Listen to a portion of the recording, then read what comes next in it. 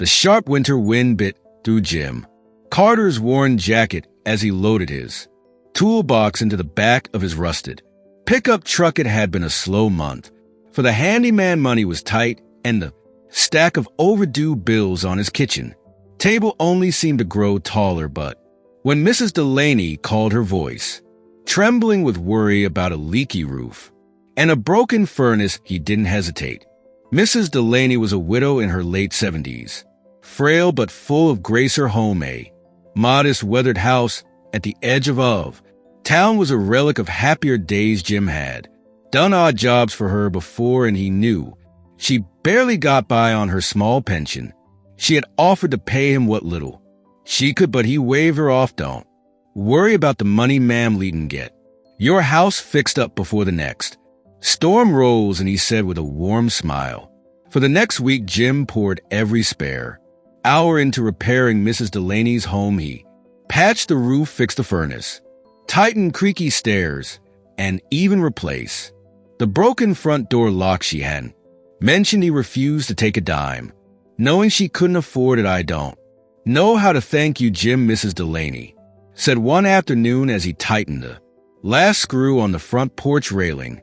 "You're a good man." Jim shrugged. "You don't owe me a thing, Mrs. Delaney. Just keep warm and safe." The unexpected news months passed and life carried on. Jim picked up other handyman jobs, but his financial struggles didn't ease. One chilly spring morning, he received a call from an unfamiliar number. "Mr. Carter, this is Samuel Blake, an attorney representing Mrs. Margaret Delaney's estate." Jim's stomach dropped. "Estate? Is she okay?"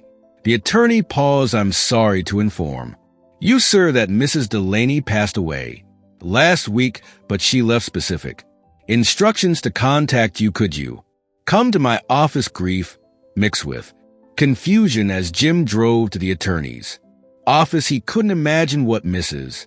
Delaney would left for him. A few sentimental trinkets. Maybe he would have been honored just to know she thought of him. A life-changing surprise. Sitting across from the attorney, Jim was handed a small sealed envelope. Inside was a handwritten letter in Mrs. Delaney's delicate script. "Dear Jim, you gave me something far greater than repairs. You gave me hope. In my final years, I felt invisible, like the world had forgotten me, but your kindness reminded me that there is still goodness in this world. Thank you for seeing me when no one else did. I hope this small gesture will help you as you helped me." The letter ended with a simple signature, but what followed left Jim speechless. Mrs. Delaney had left him her house. She didn't have any family, the attorney explained, and she wanted you to have the home you so selflessly cared for. "It's entirely yours." Jim's eyes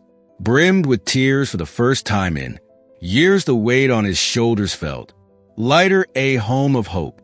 Jim moved into the house not as an owner, but as a caretaker of Mrs. Delaney's memory. He fixed it up, turning it into a sanctuary for others in need, a place where struggling families could find shelter and music. Warmth. The little house at the edge of town became a symbol of kindness and second chances, and every time Jim walked through its doors, he felt Mrs. Delaney's presence, her quiet reminder that even the smallest acts of compassion can change lives. In the end, Jim realized he hadn't just fixed her house, she had rebuilt his life.